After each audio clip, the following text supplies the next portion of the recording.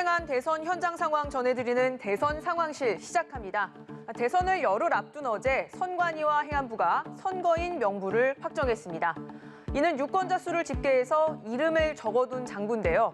2030이 오세훈 후보에게 몰표를 던진 걸로 알려진 지난해 재보선 이후 세대 투표에 대한 관심이 커진 만큼 이 장부를 보고 5년 전과 유권자 지형이 어떻게 달라졌는지 살펴보겠습니다. 먼저 올해 유권자는 4,417만 명입니다. 지난 대선 때보다 174만 명 늘었습니다. 가장 뚜렷하게 드러나는 건 60대 이상 유권자가 5년 만에 279만 명이나 늘어났다는 점입니다.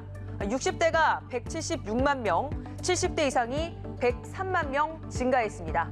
50대 유권자는 16만 명 증가했고 그 아래 연령대는 보시는 것처럼 모두 다 감소했습니다.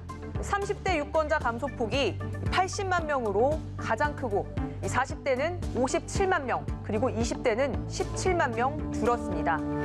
그리고 올해는 만 18세가 처음으로 대선 투표에 참여합니다.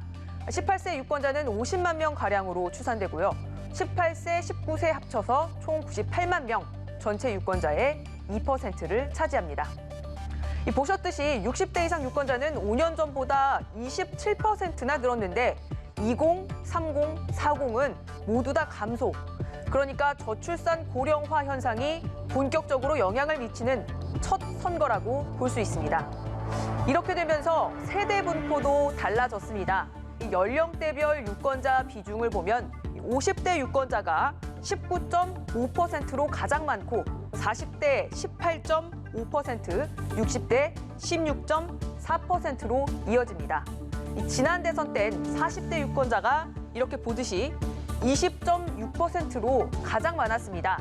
그런데 이 40대들이 나이가 들고 또 베이비붐 세대 막내들이 60대가 되면서 연령 분포에 변화가 생긴 걸로 보입니다. 이번 대선에선 2030 유권자가 30%, 4050이 38%, 그리고 60대 이상은 30%를 차지합니다. 지난번엔 2030이 33.5%, 그리고 60대 이상이 24%로 차이가 상당했는데 이 비율이 거의 같아졌습니다. 숫자론 2030이 13만 명 정도 많습니다.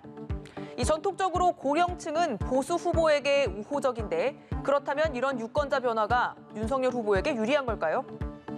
여론조사 지지율부터 먼저 보시겠습니다. 지난주 갤럽 조사 결과입니다.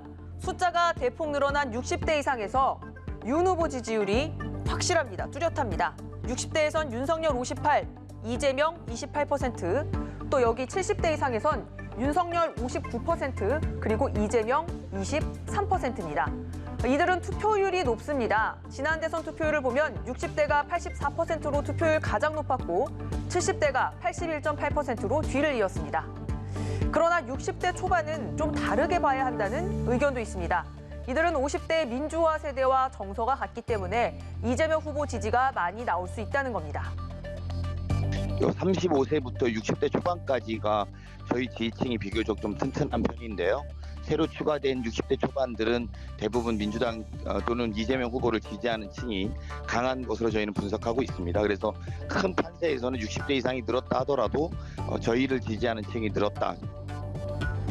이재명 후보는 4050, 그중에서도 이렇게 보시듯이 40대 지지율이 탄탄한 편입니다. 그런데 40대는 앞서 보셨듯이 인구가 줄었죠. 2017년 대선에서 문재인 대통령을 압도적으로 지지한 2030에선 20대가 좀 복잡합니다. 20대는 인구 감소폭이 다른 연령대보다 크지 않고 이념적 지향도 뚜렷하지 않습니다.